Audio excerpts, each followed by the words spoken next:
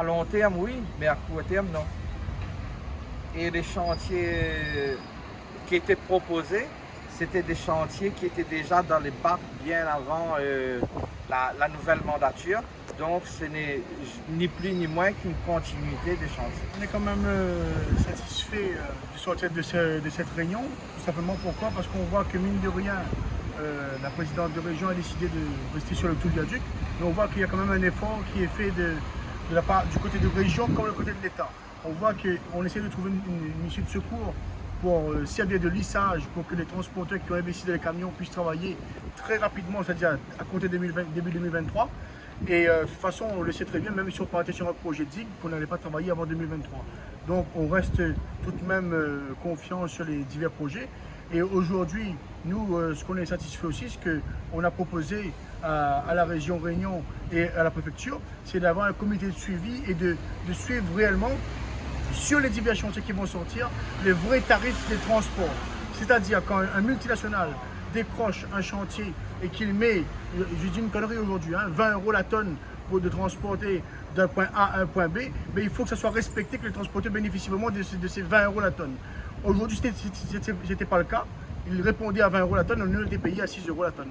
Donc aujourd'hui, on se réunit et comme ça, on pourra travailler ensemble sur la plateforme avec l'aide de la région et l'aide de l'État et mettre en œuvre ceci afin qu'on soit payé réellement le prix que l'entreprise acquéreur a répondu.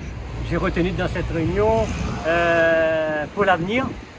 Pour l'avenir, donc comme disait mon collègue là, ça va nous servir de leçon cette route du littoral parce qu'on a été vraiment roulé dans la poussière et dans la boue avec les prix dérisoires qui nous amènent aujourd'hui, nous les transporteurs, avec des problèmes aujourd'hui parce qu'on a été très mal payés alors qu'eux-mêmes ils nous ont dit il y a une enveloppe de 100 millions d'euros qui est sortie pour nous les transporteurs. Nous on a touché peut-être 30 millions d'euros. Donc enfin 30 millions les transporteurs pendant ces 7-8 ans, peut-être à peu près 30 millions. Où sont partis les restes? Notre organisation n'a pas travaillé du tout sur la route du littoral pour des raisons que tout le monde le sait. On n'a pas utilisé ce chantier-là du tout. Mais ce que je suis fier aujourd'hui, on a les 3 syndicats nationaux et les syndicats locaux qui sont réunis. On commence à parler d'une même voix. Et je pense que si on continue à se rapprocher, on va pouvoir trouver des solutions pour le transport, surtout pour le transport rayonné et les petites entreprises de transport qui ne sont pas liées aux grands travaux, mais qui est lié à la marchandise, vraiment, qui dit transport de marchandises, pas de transporteurs, pas de marchandises. Et on est en souffrance. Je dis à un chiffre à peu près, on est à peu près à 85% des entreprises de transport qui sont dans la souffrance aujourd'hui. Je pense que l'État a compris, ils vont nous accompagner pour trouver une solution pour que ça n'arrive pas au clash. À la réunion d'aujourd'hui, je suis encore satisfaite parce que la dernière fois, on y était aussi satisfaite.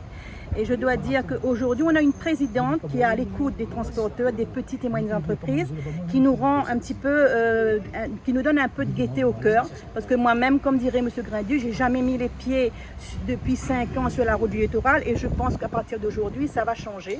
En tous les cas, félicitations à Madame la Présidente et salutations à Monsieur le Préfet.